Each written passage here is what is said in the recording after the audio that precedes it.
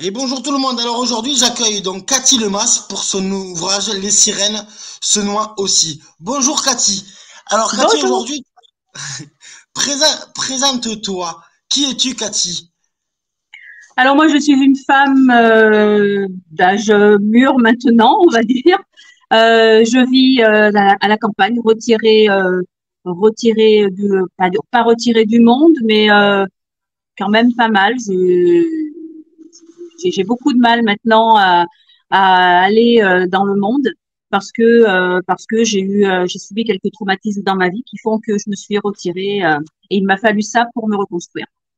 D'accord. Donc ton ouvrage, rappelons le titre, Les sirènes se noient aussi. Donc c'est assez imagé. Vraiment, le titre, il n'est pas, comment dire, c'est pas un titre non plus qui est très, je dirais, triste non plus. Tu n'as pas, même ton Alors en ouvrage, à fait, part la couverture, tu vois.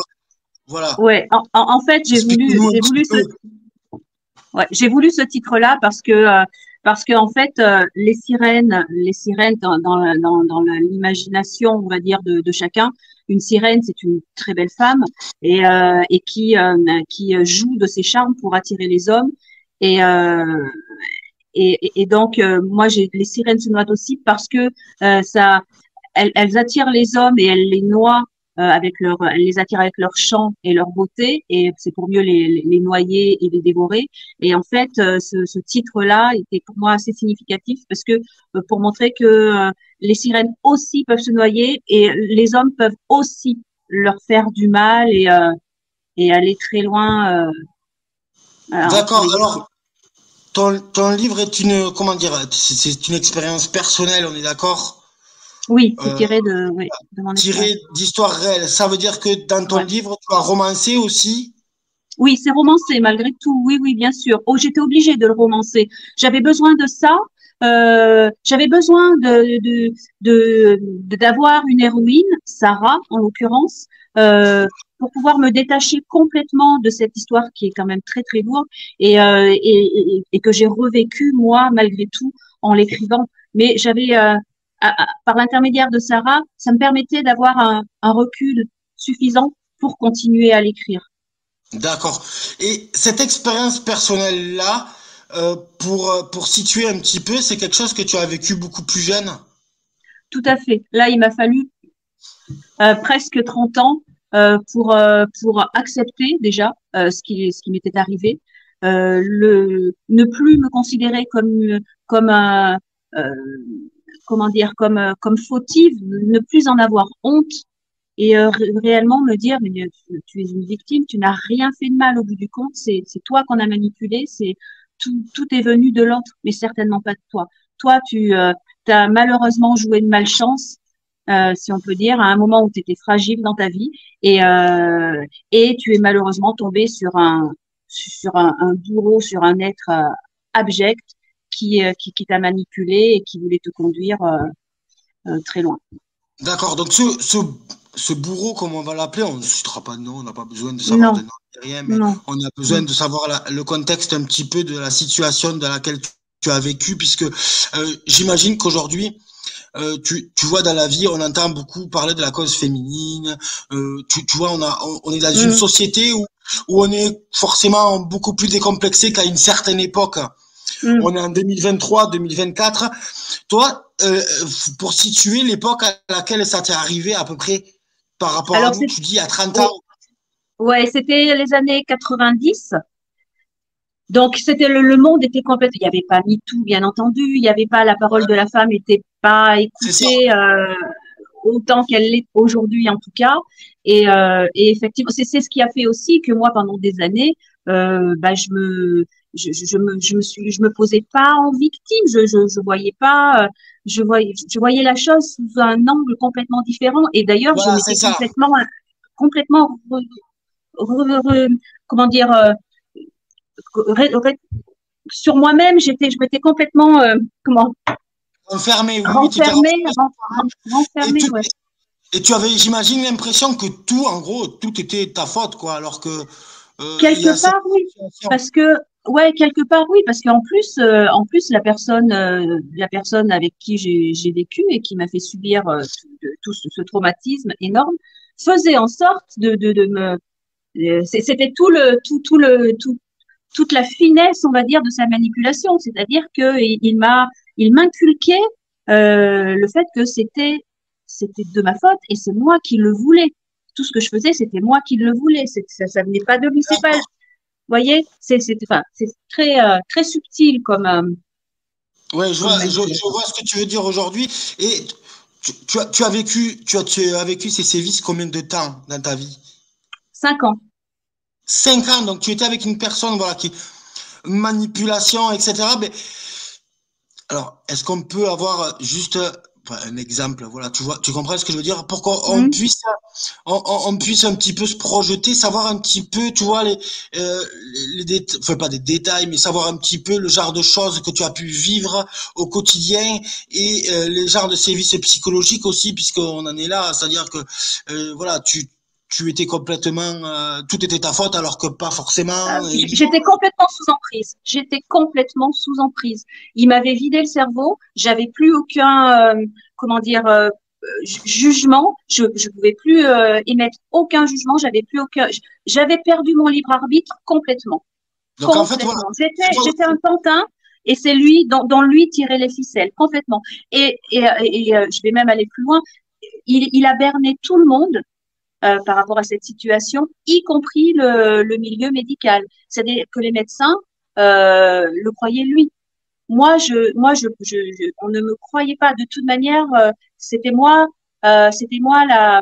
peut-être pas la méchante parce que j'étais dans un tel état que on pouvait pas considérer que je pouvais faire du mal à qui que ce soit, mais de par mon attitude, c'était moi qui lui faisait vivre l'enfer à lui, le pauvre homme, alors que c'était tout l'inverse. d'accord, voilà, je vois ce que tu veux dire. Et est-ce que pour juste illustrer tout ça, tu as une situation à une situation exemple que tu as pu vivre, juste pour qu'on comprenne un petit peu, tu vois, qu'on puisse se mettre un petit peu à ta place quelques secondes, voir, voilà, J'en ai tellement, faudra lire le livre, mais une, une en pour particulier qui montre, tu vois, l'illustration un petit peu de de toute cette manipulation, voilà, psychologique et au en sortir une, voilà, je suis, c'est compliqué parce que je veux pas spolier non plus, je veux pas spolier les potentiels futurs lecteurs, mais euh, quand on allait chez le docteur, euh, c'est pas, le docteur me demandait comment j'allais, on va dire.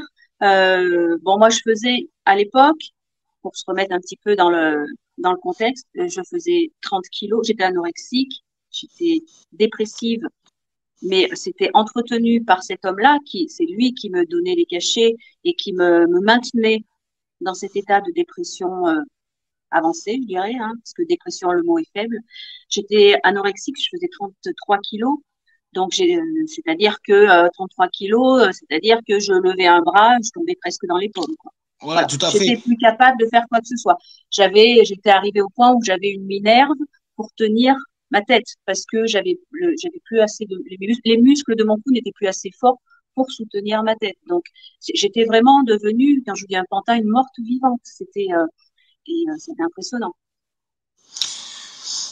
Comment ensuite cet homme-là, comment expliquer au tout début, parce qu'il y a forcément un départ, Bien sûr, tu l'as rencontré dans un contexte bien spécifique ou... tout à fait. Dans un contexte où, à l'époque, j'étais fragile, j'avais été fragilisée par un événement tragique. Euh, et je l'ai rencontré à ce moment-là où j'étais vraiment au plus mal. Et lui s'en est aperçu tout de suite parce que lui était, comment dire, c'était déjà le prédateur qui recherchait sa proie, on va dire, parce qu'il avait un passé aussi, lui, C'est ça assez que tu veux lourd. aussi, voilà. Cet homme-là, son passé au départ, il avait un Il a un passé passé lourd, aussi. oui, un passé D'accord. voilà, assez lourd, enfin très lourd aussi, qui fait que il savait très bien, il avait été, comment dire, habitué à, à rechercher et à trouver la proie idéale pour, pour assouvir ses desseins, quoi. Et là, D'accord. en l'occurrence, et ben, quand il m'a rencontré, il a tout de suite vu que j'étais fragile et qu'il pouvait faire moi ce qu'il voulait. D'accord, donc, ouais, voilà, donc tu t'es laissé un petit peu, je dirais, on va employer un mot, embringuer là-dedans, manipuler. Ouais. Finalement, comment dire, tu l'as rencontré, j'imagine, c'était plutôt un homme charmeur, un petit peu, voilà, plutôt agréable à parler, etc. J'imagine aussi, puisque finalement, au début, tu le connais pas, donc voilà, il y avait quand même une certaine attirance comme on peut avoir envers deux êtres humains, ce qui est normal. Mais après, toi, Même pas. Je vous coupe, ah même ouais, pas. Moi, j'ai jamais d'accord. eu de réelle attirance pour cet homme-là. Non. Et il a Moi, réussi quand même, voilà, à ouais, arriver à ses fins. ouais, Et tu es tombé dans ses filets, en fait. Et ouais, durant 5 ans, il t'a fait vivre, en gros, un enfer en te ouais, manipulant un petit peu comme, je dirais, un gourou, finalement. Comme si tu ouais, étais embringué dans une secte et qu'on te ouais, manipulait et qu'on te faisait ouais, faire ce que tu voulais, en fait. complètement, Ce que tu voulais. Ce que lui voulait faire de toi et continuer comme complètement. ça dans sa vie. Et alors, et je vais en venir à une chose, et comment tu t'en es sorti aujourd'hui de ça? Puisque j'imagine que c'est très dur à arriver à sortir de ce sable mouvant finalement. T'es toujours, quand tu veux partir, ça revient, etc. Bon, Bah, en fait, je m'en suis sortie parce qu'il était atteint d'une grave maladie, une maladie qui létale, et en tout cas à l'époque. Et, bah, je vais pas spolier ce qui, encore une fois, le livre, non, mais mais voilà, c'est c'est pourquoi si tu le voilà. contexte tu comprends ce que je veux dire. Sinon, je m'en serais Voilà, pas sortie. Si, parce que c'est très compliqué, c'est très difficile. C'est vrai que ouais, aujourd'hui, on a démystifié, c'est vrai la parole des femmes, puisque on va situer un petit peu le pays comme un pays comme la France. Hein. C'est pas une critique envers le pays, mais c'est envers la mentalité qu'on a eue à une certaine époque, et on ne pourra pas le nier. Après-guerre, dans les années 50, euh, la France était une moins que rien en France, comme dans c'est d'autres vrai. pays voilà. La femme, c'était en grosso modo pour les hommes n'avaient rien à faire et la femme faisait tout à la maison pendant que l'homme C'est allait vrai. travailler. C'était une mentalité très arriériste et Mm. qu'on a du mal encore aujourd'hui. Encore, il y a des mouvements aujourd'hui, mais Oui, on c'est sent vrai. encore que on a encore cette génération qui a été éduquée par De cette ancienne macho, un génération. peu, de oui, oui, tout à fait. Mm. Et Mm. on a toujours encore on a toujours cet héritage malheureux dans un pays comme la France, tu sais, les femmes, les immigrés, etc. Tu vois, on a toujours cette mentalité arriérée encore dans un pays comme la France en 2023, Mm. 2024. Et encore, voilà, ça fait pas longtemps, hein, MeToo, etc. Il y a même pas 10 ans Mm. hein, on a réussi Mm. à démystifier ce mouvement, ça fait comment dire, la parole des femmes, Mm. même si le problème qu'il y a encore aujourd'hui, et c'est partout pareil, c'est qu'on a démystifié comment dire, on a un gouvernement qui sait pas faire de juste milieu, ni de, tu comprends ce que je veux expliquer, on Mm. mélange tout. Ouais, mm. C'est Tu vrai. vois bien à la télé, Mm. un peu partout, c'est tout mélangé, donc du coup les gens ils s'y perdent aussi, et c'est ça qui Mm. fait que mais c'est Mm. pour ça aujourd'hui que moi, regarde, dans une interview là, on peut en parler librement et j'ai vraiment le témoin de ça en direct, tu vois. Et on peut dire, voilà, aujourd'hui, on voit bien que ta parole, tu l'expliques, tu n'es pas dans l'excès, tu es dans la réalité. Tout Tu à comprends fait. Il ça faut bien, aussi. tout à Voilà. fait. Tout ceci. Alors, je vous coupe. C'est vrai que sur les réseaux sociaux, j'ai pas mal de chroniqueurs, de chroniqueuses principalement.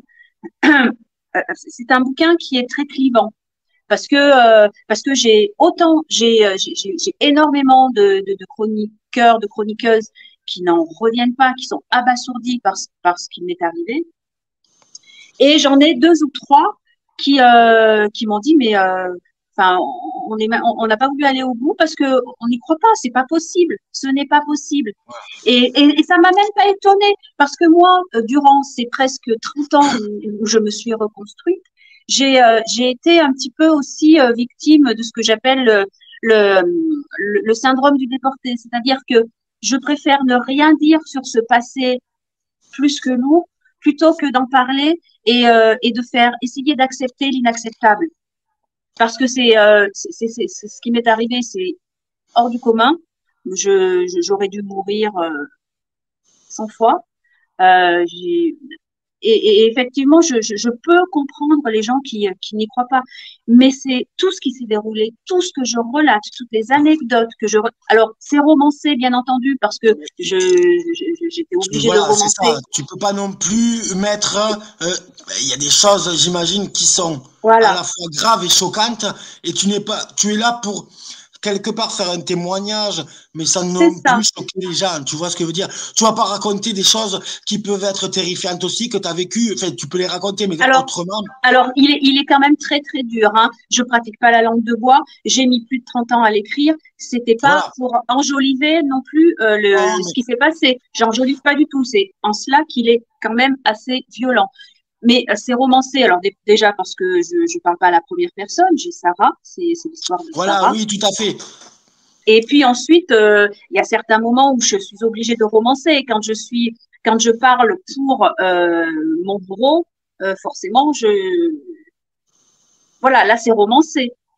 Quand je suis Forcément, pas là, oui. présente avec lui, je veux dire, quand s'il parle, par exemple, je ne sais pas moi, à un ami et que je ne suis pas là, bah, là c'est romancé, bien entendu, puisque je ne suis pas présente. Mais ça ne dénature en rien ce qui s'est passé.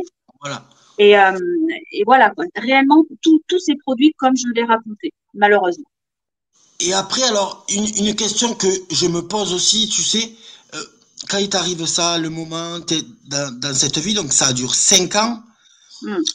est-ce que tu avais de la famille, des gens qui s'en apercevaient, ou ou des gens des amis, n'importe qui, des voisins, qui voyaient ça, mais qui disaient rien et qui laissaient faire? Tu sais comment ça se fait souvent, Hmm. on le voit souvent dans des histoires pas similaires à la tienne, mais dans les mêmes styles, je Hmm. dirais, où il y a des choses graves qui Ouais. arrivent et les gens pratiquent l'omerta. Et c'est ça aujourd'hui que je voudrais aussi un peu dénoncer. Et j'imagine que ça t'est arrivé, que les gens le savaient et qu'ils n'ont jamais rien dit parce que, Hmm. ah non, ça me regarde pas et on est aussi dans une mentalité très française. Alors oui, bien J'aimerais entendu, que parce tu, que effectivement, comme vous l'avez dit, c'était un gourou. Faut dire que cet homme, alors moi quand je l'ai connu, euh, il avait déjà sa petite bande, on va dire, d'adeptes. Ils étaient tous plus jeunes que lui, ils avaient tous mon âge, et lui avait 12 ans de plus que nous, donc il était déjà plus vieux. Donc déjà, de par cette différence d'âge, il y avait un certain respect qu'il nous imposait. donc cet homme Et était plus vieux que toi, c'est ça, hein, on a il était plus constitué. vieux que moi, ouais, ouais, ouais, il avait 12 ans de D'accord. plus. Plus À vieux 12 que ans de moi plus. et plus vieux du coup que nous tous, parce que on était une petite bande qui étions ces adeptes, hein, ni plus ni moins, et toute cette petite bande voyait, ils ont été témoins de ma déchéance physique et Personne, psychique, bien entendu. Mais ils en étaient gros, on le eux sait faire. aussi. Mais le souci, c'est que eux aussi étaient sous emprise. Ils étaient tellement sous emprise que presque 30 ans après, quelques-uns ont acheté mon bouquin, ont lu mon bouquin, et ils en revenaient pas parce que pendant plus de 30 ans, presque 30 ans, ils ont continué à idolâtrer un monstre. À- et ça, enfin, moi, il y en a deux, trois qui m'ont appelé, qui m'ont dit, mais c'est fou, mais c'est pas possible. C'est pas possible qu'il t'ait fait ça, qu'il était comme ça. Et nous, on le voyait, nous, on l'idolâtrait. Et ils ont même pleuré. Enfin, ça a été très, très lourd pour eux. Mais je peux pas leur en vouloir. C'est pas possible. Ils étaient sous emprise, comme moi. Alors, ils étaient sous emprise. Quand tu dis ça, idolâtré. Alors, qu'est-ce qu'il faisait? Il était idolâtré pourquoi? Ben, il avait beaucoup d'argent, il faisait quelque chose de Pas du précis. tout. Il fait que la religion, peut-être même pas. Pas du tout. Système communautaire, rien du tout. Qu'est-ce qu'il faisait? On vivait un petit peu, ouais, un peu comme une communauté, un peu comme une secte, on va dire, mais on vivait pas tous ensemble. On se voyait très, très, très souvent. Moi, je vivais bien entendu 24 heures sur 24 avec lui, puisque voilà. Mais on se voyait toujours avec cette bande-là. On faisait toujours tout ensemble. Et il nous avait, comment dire, alors lui, il avait 12 ans de plus que nous, donc lui, ses musiques, ses façons de s'habiller, tout ça était complètement différent de l'époque dans laquelle on vivait, qui était les années 90. Mais il nous avait complètement ralliés, on va dire, à son, à son mode de vie. c'était réellement un gourou. C'est compliqué Et, à vous expliquer. non, mais je comprends. Et est-ce que cet homme-là, au final, est-ce que lui-même en avait conscience de ce qu'il faisait, ou c'était justement, euh, ou justement il était inconscient justement d'agir comme ça? Tu comprends ce que je veux dire? Ouais. Est-ce que Alors voilà, ouais. Moi, je pense qu'il en était conscient parce qu'il était tu loin penses qu'il d'être. faisait, Ouais, ouais, tu ouais. penses vraiment, Ouais, voilà. parce qu'il faut pas oublier, pas perdre de vue qu'il avait cette maladie. Il savait qu'il allait en mourir. Je vous dis encore une fois, à l'époque, c'était voilà. Il savait qu'il allait en mourir et il en voulait à la terre entière de ça. Ah, voilà.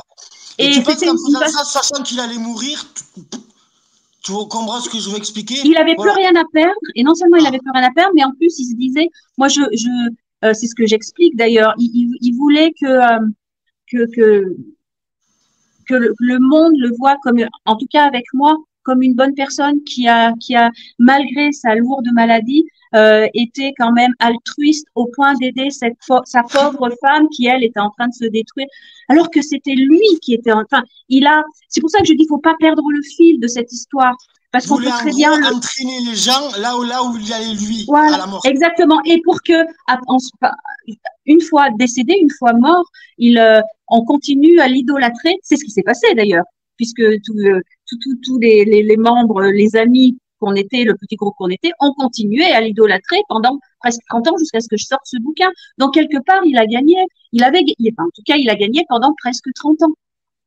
Il voulait qu'on continue à le prendre pour une bonne personne, alors que c'était un monstre. Et D'accord. il a réussi, je vous dis, jusqu'à ce que je sorte le bouquin et que les gens qui l'ont connu, côtoyé, disent, mais enfin, on n'en revient pas de ce qu'on a lu. Oui, voilà, c'est une histoire assez dingue. C'est ce que je suis. Ah oui, C'est c'est une pour ça que histoire de dingue. j'essaie. C'est pour ça que j'essaie que tu vois. Donc voilà, cet homme-là, voilà, 12 ans de plus. Bon, aujourd'hui, il est décédé, bien Oui, sûr. oui, Mais oui, oui. non, non, mais c'est pas l'histoire de ça. Et ensuite, je vais en revenir. Comment réellement le déclic, c'est sa mort qui a fait que tu as pu t'en sortir en fait. Ouais, tout à fait. Ah, t'aurais pas Tout pu à t'en fait. sortir en fait de Non, ton vivant en gros. non, Tu pouvais, non. en fait, voilà. Et Je ne de ton pouvais pas m'en côté, dépêtrer. Dès qu'il voyait, dès qu'il sentait que j'avais une once un petit truc d'envie de survie, petit moment d'optimisme, un petit rayon de lumière qui apparaissait dans ma vie. Il le voyait tout de suite et clac, tout de suite, il me sapait et il trouvait quelque chose, un truc machiavélique qui faisait que crac, je redescendais au 36e dessous et puis c'était reparti. Je n'avais aucun moyen. Il avait tissé une toile. Je n'avais aucun moyen. Non, c'est pas possible. Et puis, il faut pas oublier que psychologiquement parlant, psychiquement parlant, je vous dis, je n'avais plus. Mon libre arbitre était au point mort. J'avais plus aucune décision. Je n'étais plus rien aux et yeux en de la termes- société entière, et quand tu y t'es compris le sorti, milieu médical. Je n'étais plus rien. d'accord. Et quand tu t'en es sorti, bon, il y a ce décès, donc Oui. enfin voilà, Mm. il y a ce décès, et là tu peux t'en sortir, mais j'imagine au départ, tu n'as pas conscience de tout ça, tu as dû être malheureuse puisque il était plus là et Oui. que tu n'étais pas encore Oui. sorti de son Oui. emprise. Oui. T'as dû le vivre à ce moment-là comme Oui. un réel drame personnel. Tu Oui. comprends ce que je veux expliquer? Oui. Et après, combien de temps t'as réussi à prendre du recul petit à petit? Qu'est-ce qui a fait le déclic que tu t'es aperçu de ça? Alors, bah ça, c'est l'objet du troisième tome, puisque là, le troisième tome, voilà, il s'appelle Résilience, et c'est vraiment, je raconte comment j'ai réussi à remonter, parce on peut s'imaginer que d'être tombé aussi bas et d'avoir flirté avec la mort pendant 5 ans, on ne s'en remet Bien pas d'un sûr. claquement de doigts. Et il m'a fallu énormément, et seul, je m'en suis vraiment, encore une fois, comme vous dites, j'ai eu malheureusement personne à mes Pas de côtés pour. famille, Si j'ai rien eu une autour. personne, je me trompe, j'ai eu une personne, ma meilleure amie, qui est actuellement ma meilleure amie et qui faisait partie du groupe à l'époque et qui a été manipulée elle aussi et qui a été bouleversée quand elle a su la vérité. Et ta famille, non, Il t'a Ma coupé de ta famille, famille aussi? Ou c'était alors ma compliqué? famille, ouais, ma famille, ça a été très compliqué voilà, c'est ce que je leur ai dit, je règle certainement pas mes comptes dans ce bouquin, je ne sais, il n'est pas fait pour ça. Je peux Ouais. comprendre maintenant, avec le recul, pourquoi ils m'ont tourné le dos, ils m'ont laissé, j'arrive à le comprendre. Euh, voilà, il n'était pas là, effectivement, il n'était pas là non plus. Pour bien faire comprendre aussi, c'est un livre témoignage, ce que je veux expliquer aussi. C'est ça, Tu ne balances pas, tu c'est ça. relates des faits. Non, Tu n'es pas exactement. là pour C'est, balancer, c'est critiquer. Tu relates les faits qui se sont passés à travers exactement. une histoire. Je règle pas mes comptes, aucunement. Voilà, c'est ce que je Je veux veux dire juste, aussi. voilà, c'est juste un témoignage que je veux apporter et une mise en garde que je veux faire à toutes Voilà. les mamans. Leur dire attention, attention, prenez garde, faites attention à vos filles, éduquez-les bien, prévenez-les bien qu'elles peuvent, n'importe, toutes les jeunes filles sont toutes des Sarah potentielles. Tu On as eu est des ça. enfants avec ce monsieur ou non? Alors, non, Non, mais d'accord. j'aurais pu. Voilà. Ok, ouais, là, ça aurait été. D'accord, ouais. Tu aurais pu, tu étais dans la situation, voilà, ok.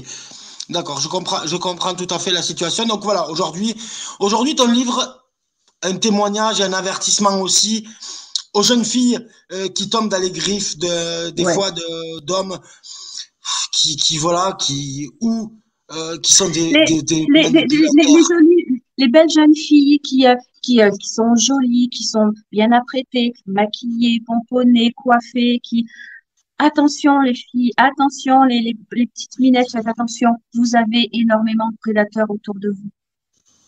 Ne les sous-estimez surtout pas, surtout pas. Oui, voilà, c'est vraiment un avertissement, un livre témoignage. Ouais, Voilà, donc bravo pour cet ouvrage, vraiment, Cathy. On a vraiment fait le tour de ton ouvrage. Je pense on a réussi merci. un petit peu à raconter le fil complet de cet ouvrage. Alors, vous allez le retrouver chez Hello Édition, le livre de Cathy Lemas, Les sirènes aussi se noient. Les sirènes se noient aussi. Pardon. Les sirènes se noient aussi, excusez-moi. Du coup, c'est vrai que c'est une histoire perturbante aussi, même pour Oui, les gens qui l'écoutent.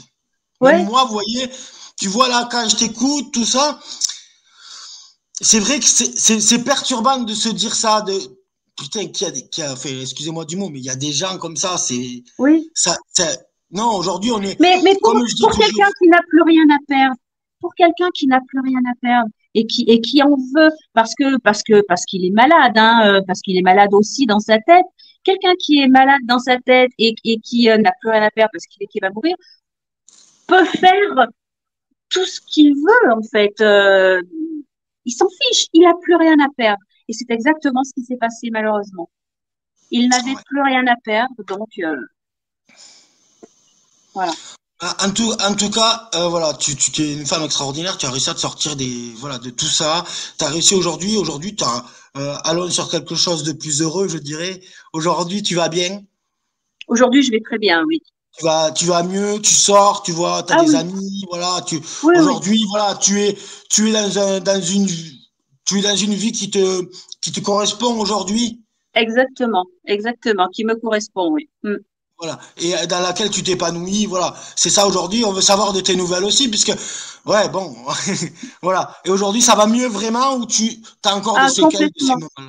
Alors, j'aurai toujours des séquelles, j'aurai toujours des petits, comment dire, des petites habitudes, entre parenthèses, que lui m'a enfoncé dans le crâne et j'aurai toujours des séquelles, comment dire, des séquelles que j'avais à l'époque physique qui font qu'aujourd'hui, eh ben je fonctionne différemment, je fais les choses différemment parce que inconsciemment, voilà, cette anorexie que j'ai subie, j'étais d'une faiblesse incroyable, fait qu'aujourd'hui, je vais faire certaines choses pour minimiser mes efforts au maximum, alors que je devrais pas, je suis en pleine forme, maintenant tout va bien. Mais ça a tellement été, ça m'a marqué, et ça m'a marqué à vie. D'accord. Voilà. Et qu'est-ce que je veux dire d'autre aussi? Allez, si tu avais un conseil à donner à des gens qui pourraient vivre ça, pour leur donner, je dirais, le courage et la force peut-être de s'en sortir, puisque toi, tu as eu la chance quelque part que cet homme décède finalement pour t'en sortir. Oui, Mais j'imagine qu'il y a des personnes, ben, malheureusement, qui subissent. c'est ouais, c'est compliqué. Moi, je crois que si il faut vraiment avoir euh, il faut avoir une force de caractère incroyable pour réussir à survivre à ça. Et il faut avoir une personne, au moins une personne qui, qui vous aide, qui vous tend la main. Si vous n'avez pas cette personne-là et s'il n'y a pas un petit coup de main, un petit coup de pouce du destin, Ouais. ça va Ouais, être et difficile. j'imagine très bien à l'époque, tu vas voir un médecin, etc. Et on te dit, mais madame, c'est vous, vous êtes complètement folle, il vous faut aller voir un psychologue, machin. On vous met dans la tête presque, puisqu'on va pas trop vous écouter, puisqu'à côté, on a quelqu'un qui manipule le nôtre, et ce Ouais. manipulateur-là, euh, disons, sur le moment, a plus d'aplomb, etc., que vous, complètement fatigué, que toi, Ah complètement oui, fatigué, à oui, l'ouest complet, et le médecin, qu'est-ce qu'il va dire? Non, mais elle a complètement... c'est pour expliquer un petit peu la situation très c'est ça, délicate que tu as pu vivre aussi, puisque tout le c'est monde... ça. J'imagine que tout le monde te prenait pour une folle, et que tu Ah étais mais une pas une menteuse folle, manipulatrice, pas une folle, mais une c'est menteuse manipulatrice et cette compagnie. pauvre femme. Oui, oui, enfin, j'étais un boulet aux yeux de tout le monde, un boulet pour cet homme qui se battait contre cette maladie et qui, voilà, c'était moi le boulet, on va dire, c'était moi oui, le boulet qui rendait la vie de cet homme difficile. C'était ça le paradoxe qu'il Ouais, je entretenait. comprends ce que tu veux dire.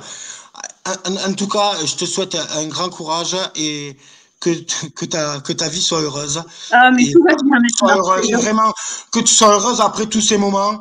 Et vraiment, vraiment, voilà, un ouvrage très touchant. Et Ouais, merci. comment dire, j'espère que ton ouvrage, quand les gens verront cette interview, s'il y a des gens qui voient ou qui sont témoins de ce genre de choses ou qui le vivent eux-mêmes, Mm. voilà, vraiment ne laissez pas ça comme ça Exactement. et tendez la main aux Il gens. faut pas tourner le dos à ces gens-là. Voilà, Il y a toujours une raison aux choses. c'est ça que je veux Il aussi faut faire savoir. passer un message de soutien et aussi aux gens pour changer ces mentalités. Comme je disais tout à l'heure, on est dans un pays Mm, malheureusement où mm, on a tendance, tu sais, ben, je dis pas de bêtises quand je le dis, tu sais, les gens ils regardent et beaucoup se taisent. Tu sais, on a encore ça dans les campagnes françaises, dans mm. pas mal de choses. Oui, Non, aujourd'hui, tu vois ce que je veux te dire? On voit, mais on dit rien parce que si, parce que oui, c'est là, ça. C'est parce qu'on ça. veut pas de problème. Mais non, aujourd'hui, il faut quand même. On est tous dans le même bateau, hein. C'est La ça. Terre, il n'y a pas de frontières, on n'a pas de non. On est tous pareils et je pense qu'il faut Et puis, s'entraider. je vais vous couper. Regarde, quand vous êtes un couple, ben, enfin, un homme et une femme, l'homme en impose beaucoup plus un homme qui a du caractère, qui va en imposer beaucoup plus que la femme qu'il a à ses côtés. S'il se trouve face à une personnalité, qu'elle soit médicale, politique, peu importe, enfin quelqu'un ou avocat, peu importe, quelqu'un qui a un statut assez important, et ben cet homme-là, cette personne-là, va forcément écouter et se tourner, son regard se tournera vers vers l'homme plutôt que vers la femme. Et la parole de l'homme sera beaucoup plus écoutée que celle de la femme, de toute manière. Et c'est ça qui fait qu'en ce moment, avec le mouvement MeToo, c'est en train de changer et la parole de la femme commence à être Tout à aussi fait. Et c'est importante, en tout cas, que celle de l'homme. Parce qu'à l'époque, un couple qui rentrait chez le médecin, on va dire, le médecin, il regardait l'homme et il parlait à l'homme quand il parlait de la situation de sa femme. Non, c'était pas à la femme qu'on parlait, c'était à l'homme. Et tout à c'est donc fait. l'homme qu'on croyait. C'est là où j'en viens, tu sais, à cette mentalité bien française. C'est pas pour Oui, critiquer la France, hein.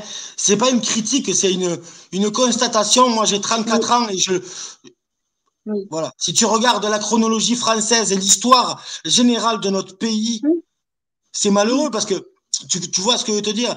C'est vrai qu'aujourd'hui, avec le mouvement MeToo, on arrive à équilibrer les choses, même si on va pas se mentir, c'est absolument pas misogyne ce que je vais dire. Dans le mouvement MeToo, il y a des gens qui exagèrent et qui font il y des a des choses. abus, je suis d'accord, Voilà, c'est je vrai. voudrais, c'est pour recadrer les choses comme dans tous les domaines. Et moi, j'ai vu des choses dans les mouvements MeToo. Pourtant, je soutiens tout le temps ces mouvements dès que je Ouais, peux, parce que je ouais. suis entièrement d'accord. Mais j'ai vu des gens où on se dit, là, c'est vraiment abusé parce que oui, elles se servent de ça oui, pour leur propre cause personnelle, oui, alors qu'il y a vraiment des femmes et des femmes comme toi qui ont vécu des choses oui, et qui auraient besoin d'une vraie crédibilité. Alors, voilà, aujourd'hui, c'est ce vrai. que je veux dire, c'est, voilà, c'est beaucoup plus imposant pour moi, je pense, de faire des témoignages comme tu fais toi. T'es là, tu le dis, parce que au moins, il n'y a pas de, tu vois ce que je veux te dire? C'est bien, MeToo, c'est bien, parce que ça a démystifié. Aujourd'hui, il faut trouver un Oui, juste milieu. Tu vois ce que je veux te dire dans la réalité. Et moi, oui, voilà, c'est ça. aujourd'hui, j'apprécie beaucoup ton intervention parce que voilà, elle est vraiment réelle et sans filtre. Tu nous as vraiment dit tout ce que tu avais. Et je te dis Mm. encore bravo et je te souhaite que du bonheur. Et Merci, c'est très gentil. merci de m'avoir, voilà, pour cette interview. Merci Et beaucoup. je te Merci. souhaite une excellente journée et que du bonheur pour toi, Cathy. Merci. Merci et de bonnes fêtes. Merci Voilà, et de beaucoup. bonnes fêtes à toutes et à toi aussi, Cathy. Merci, merci.